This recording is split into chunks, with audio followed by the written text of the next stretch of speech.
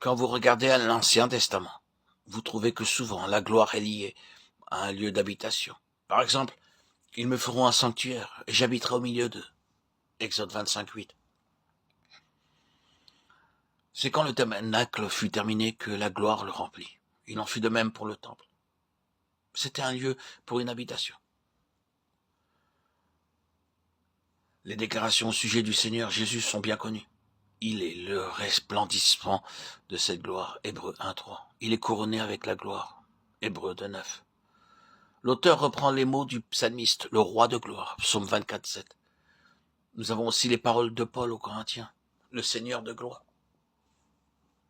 1 Corinthiens 2:8. Et nous avons contemplé sa gloire, une gloire comme la gloire du Fils unique, venu du Père. Jean 1:14. Ensuite, il est allé vers le Père et l'Esprit de gloire, comme Pierre appelle le Saint-Esprit, a été envoyé pour résider dans l'Église. L'Église devient maintenant le lieu d'habitation de la gloire, c'est-à-dire, en nous rappelant la signification de la gloire, le lieu d'habitation de la satisfaction de Dieu, parce que c'est le lieu d'habitation de la nature de Dieu. La justice est là. Justice de Dieu par la foi en Jésus-Christ. Romains 3:22. Elle est là dans l'Église. Et l'Église est glorifiée ou glorieuse, parce que la justice de Dieu est là par la foi et que Dieu est satisfait. Le point essentiel est le suivant. Si nous sommes le lieu d'habitation de la gloire, nous devons être des gens qui connaissons le repos du cœur. Dieu est venu dans son repos.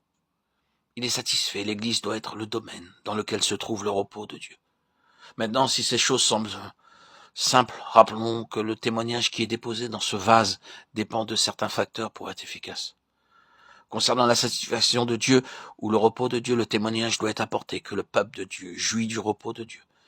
Les conséquences de cette réalité, c'est que la première activité de l'ennemi contre le témoignage de Jésus contre l'Église consistera à introduire la tension, l'agitation dans le peuple du Seigneur. Tous ceux qui sont las, accablés, doivent trouver le repos quand ils viennent parmi les enfants de Dieu. Et nous contredisons la signification même de l'Église quand nous perdons notre repos du cœur. C'est très important.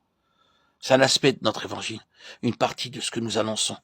Si nous sommes réellement dans l'expérience en proclamant ce repos, c'est-à-dire si ce n'est pas simplement entendu mais vécu, ce sera une chose extrêmement efficace. Car ce que nous sommes est une proclamation beaucoup plus puissante que ce que nous disons. Si le Seigneur peut avoir des gens ici et là sur cette terre qui sont parfaitement satisfaits en lui et jouissant de son repos, qui ont trouvé le repos de leur âme, il aura un immense témoignage sur la terre. Et une des marques de l'œuvre satanique dans cet univers, c'est la bouillonnante insatisfaction, l'agitation, la patience, l'envie, et tout cela ne peut jamais être rassasié. L'évangile de la gloire commence dans le lieu où se trouve la gloire. La gloire signifie que Dieu est satisfait, que Dieu a son repos, et que nous sommes entrés dans ce repos. C'est quelque chose qui demeure dans l'Église. Cet évangile doit demeurer dans l'Église. C'est l'évangile de la gloire du Dieu satisfait.